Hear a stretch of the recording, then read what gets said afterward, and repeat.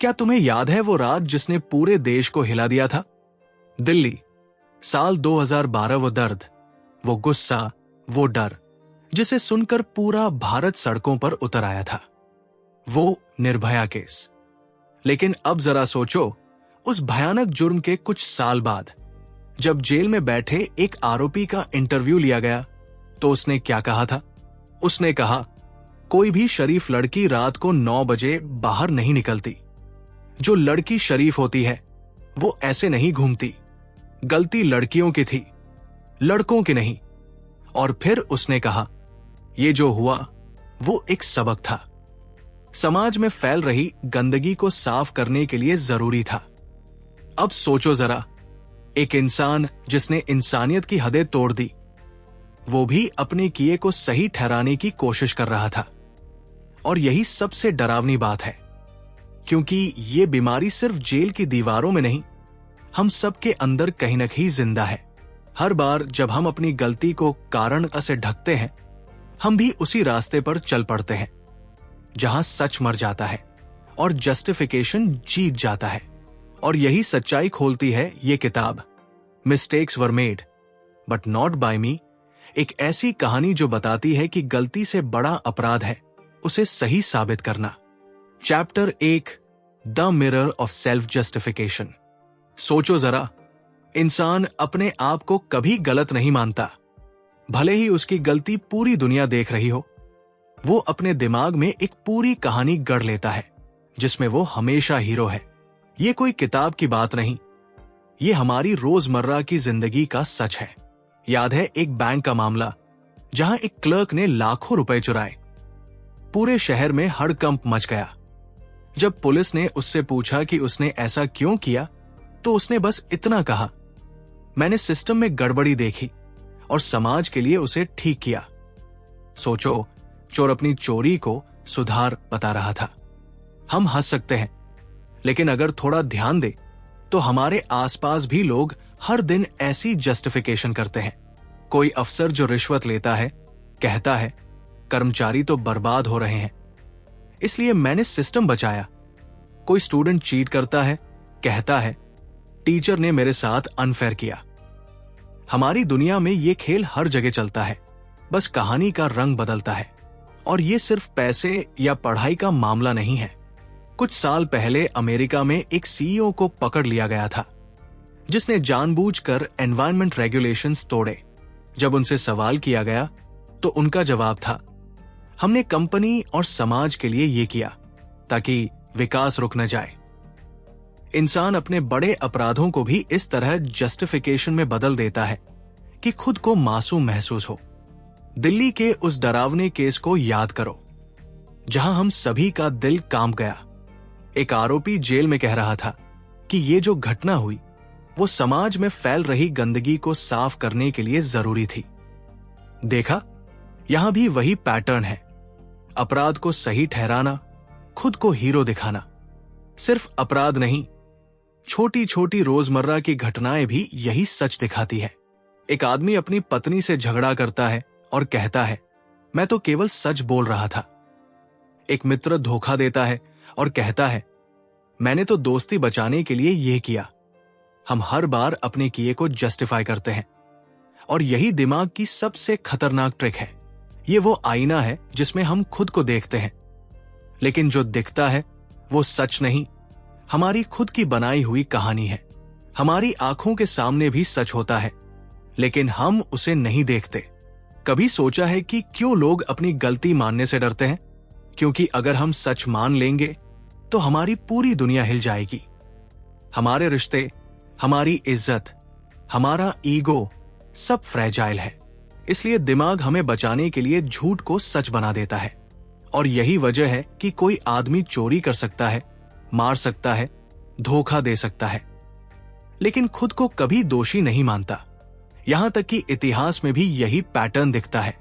दूसरे विश्व युद्ध में कुछ नेता अपने आक्रमण को देशहित कहते रहे।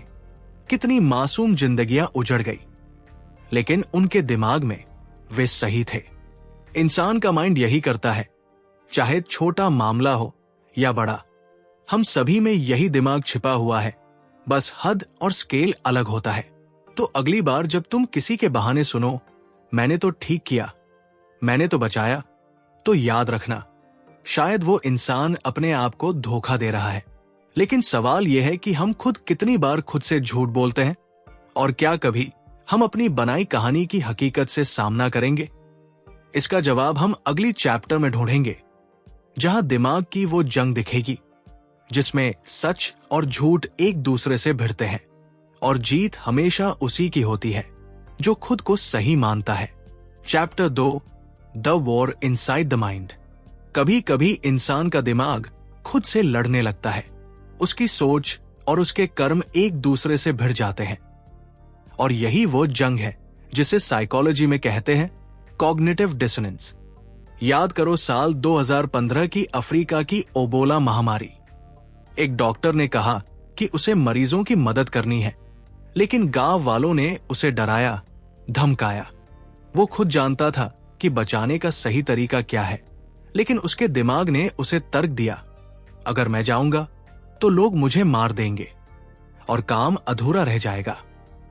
उसने अपने डर और कर्तव्य को जस्टिफाई किया, और कई लोग उसकी रीजनिंग को समझकर उसकी मदद की बजाय उस पर शक करने लगे। इंसान का दिमाग यही करता है, सच और जरूरत को टकरा देता है और फिर बहाने गढ़ देता है।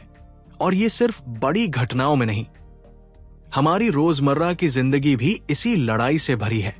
सोचो, कोई एम्प्लॉय ऑफिस में मिस्टेक कर देता है, उसने अपने बॉस से छुपाया और घर आकर खुद को समझाया, मैंने तो काम पूरा करने की कोशिश की, सिस्टम ही स्लो था। यही कहानी उसे रात भर चैन से सोने देती है। गलती मानना कठिन है, लेकिन जस्टिफिकेशन आसान। इतना ही नहीं, राजनीति में तो ये जंग और भी खतरनाक हो जाती है। साल 2003 में अमेरिका इराक युद्ध।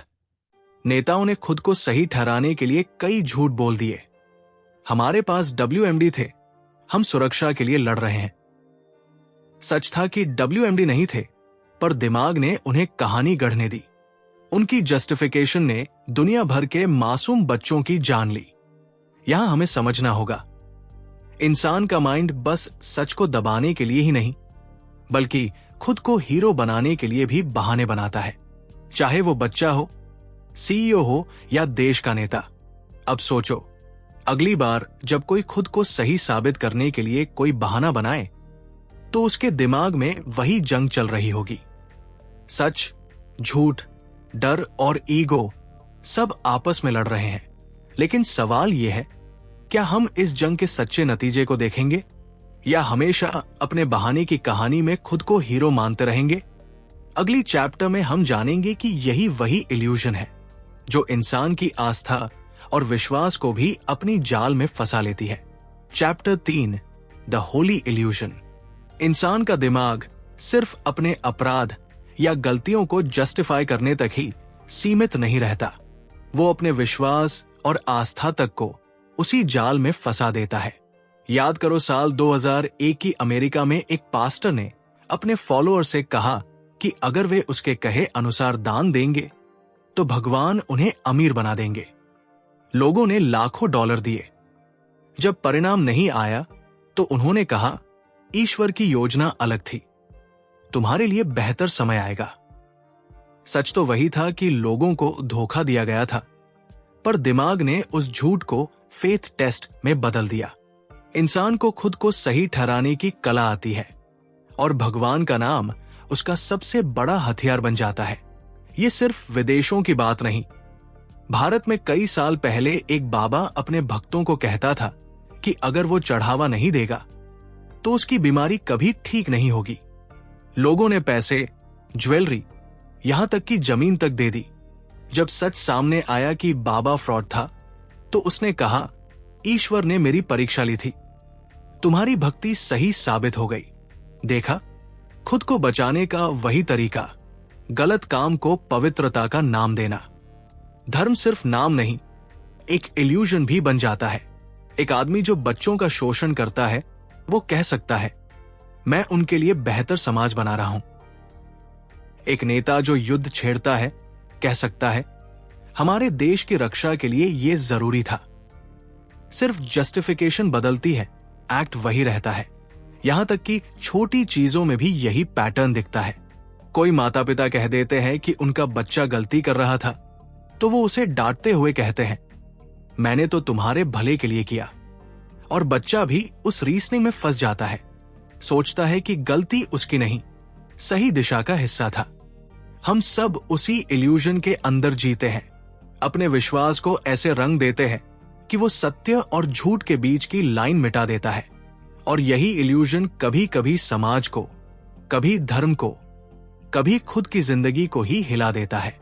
लेकिन सवाल यही है, क्या इंसान कभी अपने बनाए हुए पवित्र झूठ से बाहर निकल सकता है? क्या सच के सामने वो अपने ईगो और बिलीफ को झुका सकता है?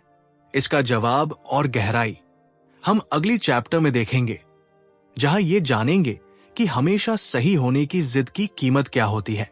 Chapter 4, the cost of being right. कभी कभी इंसान की सबसे बड़ी गलती उसकी गलती मानने की नाकामी नहीं होती, बल्कि हमेशा सही रहने की जिद होती है। और यही जिद कभी कभी रिश्तों, समाज और पूरे देश को तहस-नहस कर देती है। सोचो, साल 2010 की एक बड़ी राजनीति घोटाले की घटना। एक नेता ने जानबूझकर झूठ बोल दिया कि सरकारी फंड सही जगह पर गया।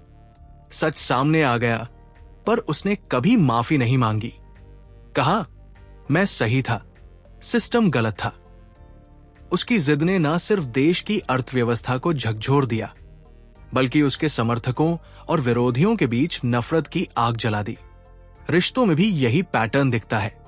एक पति अपनी गलती मानने के बजाय बहस करता है, कहता है, मैं गलत नहीं, तुम ही गलत समझ रही हो।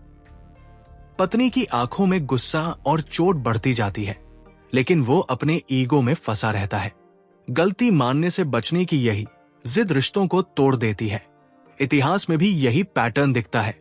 दूसरे विश्व युद्ध में कई देशों ने अपने गलत आक्रमणों को सही ठहराया। नेताओं ने कहा, हमारा देश सही है, विरोधी गलत।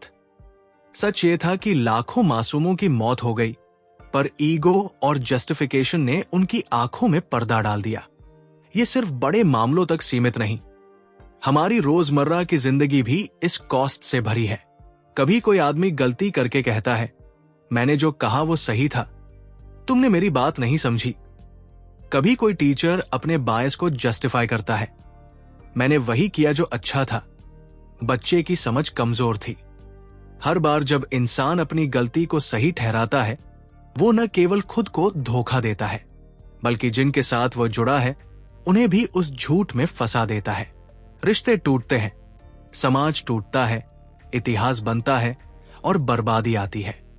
लेकिन सवाल यही है, क्या इंसान अपनी जिद के साथ रहकर हमेशा सही रह सकता है, या कभी सच के सामने झुककर अपने ईगो और जस्टिफिकेशन को पहचान पाएगा?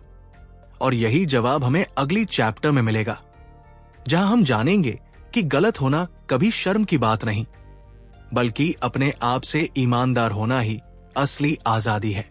Chapter 5, the freedom of being wrong. सोचो जरा, इंसान के लिए सबसे मुश्किल काम क्या है? गलती मानना। हमने पूरे सीरीज में देखा कि इंसान कितना भी बड़ा अपराध करे, कितना भी गलत निर्णय ले, उसका दिमाग हमेशा उसे सही ठहराने की कहानी गढ़ता है। लेकिन असली ताकत वही है जो अपनी गलती को पहचान ले। साल 2018 में एक बड़े सीईओ ने एडमिट किया कि उसने कंपनी के फैसलों में गलतियां की। उसने माफी मांगी, अपने कर्मचारियों के साथ ओपन डिस्कशन की और सिस्टम सुधारने की कोशिश की। उसने अपनी ईगो को छोड़ दिया, और वही आदमी जिसने पहले गलत किया, आखिरकार रिस्पेक्ट और ट्रस्ट जीत गया।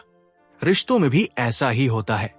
एक पिता जो बेटे से माफी मांगता है, एक दोस्त जो धोखे के बाद सच बोलता है।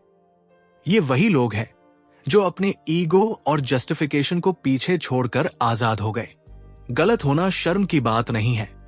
गलत को सही ठहराना, खुद को धोखा देना और अपनी आंखों पर पट्टी बांध लेना ही असली पाप है।